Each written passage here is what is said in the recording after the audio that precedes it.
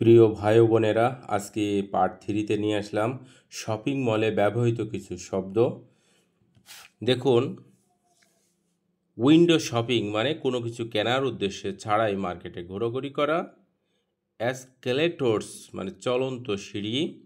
Elevator মানে lift. Trial room পোশাক ঘর, কেনার আগে জামা পরিধান করে দেখা হয় যে ঘরে।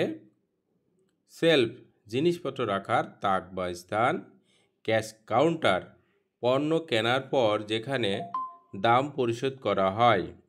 ক্যাশিয়ার যিনি টাকা পয়সার হিসাব রাখেন। ফুড কোর্ট মানে খাবারের দোকান।